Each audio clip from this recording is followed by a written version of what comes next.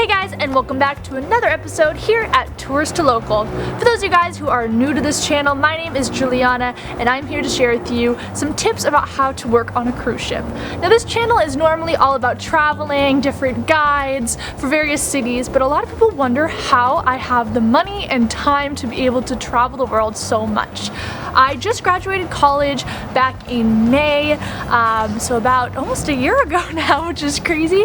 And when I was going to graduate college, I told myself I was not ready to start a corporate position or build a career. I wanted to travel, but the main problem was I didn't have any money. Now I've made a lot of videos about the benefits of working on a cruise ship, what it's like to work on a cruise ship, and even a montage of my time doing my last contract aboard a ship in the Caribbean. So there are a lot of reasons why this is a really good career to get. First off, you're not paying for any rent, housing, food, anything like that, and you're able to pocket all the money you make. Not only that, you go to see the world, you're in a different place every day, but I don't need to go into all the benefits for this video. Clearly you are already interested in working in a cruise ship, which is what I'm here to help you guys achieve. I work as an entertainment host, which means I get to just socialize with guests all day long, travel the world, and get paid to do it, which is really, really fun. It's basically like summer camp for adults, and I love my job, and I want to make sure that anybody else who is interested in working on a cruise line isn't afraid. Congratulations, you guys are making a huge step in achieving this goal simply by watching this video. So, the first episode of this series is all about which line to choose when you're going to work on a cruise ship. Each cruise line is so drastically different. There are not two that are exactly the same. A lot of people just don't even know where to begin when thinking of applying for a cruise ship. So definitely do your research and think to yourself what type of cruise experience you're wanting to have, because it's your experience too. You have a lot of freedom in choosing a line, and anyone would be so privileged to have you work for them. So make sure that you're picking one that you fit best with. First, I encourage you to look at the size of the fleet.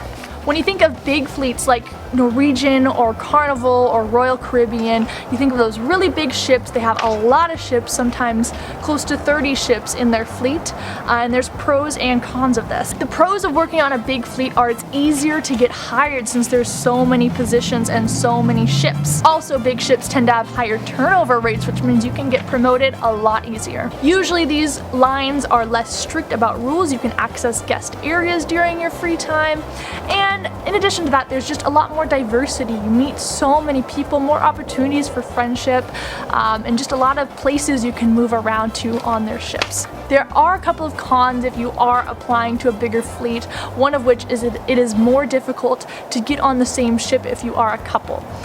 With bigger lines, of course, there are more places that you could be sent to. If you work with a smaller line like Oceania, which only has a couple of ships, it's obviously the odds are higher that you'll be on the same ship. In addition, those bigger ships are lower pay since there are more employees to pay, and they do tend to stick to the same itinerary for the entire contract. So if you're in the Caribbean, you'll be staying in the Caribbean. If you're doing Mexico, Los Angeles, you're going to be doing that your entire 6 months. Now with a smaller fleet, you can have a higher pay since you are more valued. Your work makes a significant impact on guests. Usually with smaller ships, you'll also be doing more unique itineraries. These ships tend to be small in size, which means they can access ports that bigger ships can't get to.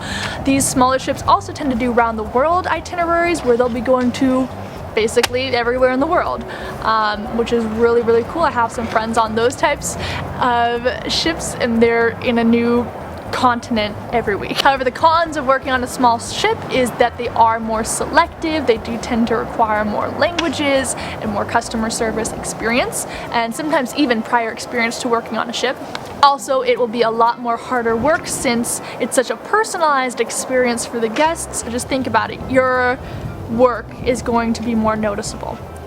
So it depends, if you're interested in, if you're really good at customer service and you're really confident, definitely small ships are great.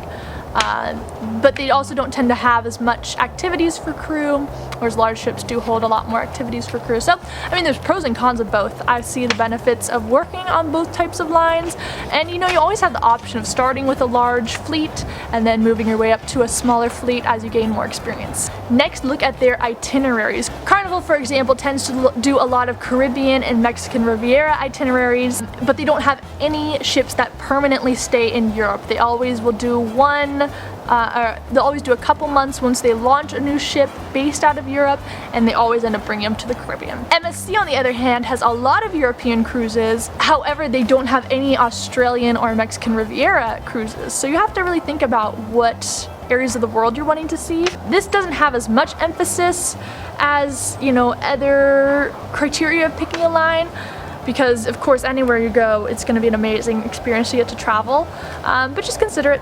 And number 3, think of the clients you are serving. Luxury cruise lines tend to cater to upscale clients, therefore crew members have less access privileges to guest areas. Disney cruise lines, on the other hand, requires a lot of interactions with kids, therefore your appearance, you know, tattoos, dyed hair, whatever, is very looked at.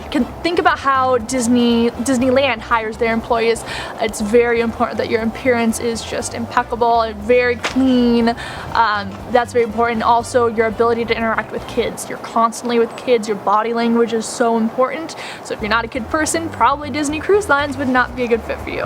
And lastly, mainstream cruise lines tend to cater to a wider variety. You get a lot of different types of guests. That also means that you do get a lot more spring breakers, a lot more families, a lot more partying. So if that really bothers you, probably not a good fit. However, they do throw a lot more crew events and give their crew members a lot more freedom. Alright guys, so that is my little review about how to pick which line to work for. As always, make sure you subscribe for new videos every Monday. Next week I'll be teaching you guys all about how to decide which position is best for you, and then we're going to be getting into a little bit more fun, such as resumes and cover letters, and I'll even let you guys take a peek at mine that I submitted that ended up getting me the job. And as always, keep the spirit of a tourist and the mind of a local, whether you're on the road or in your very own hometown. I'll see you guys next week. Bye!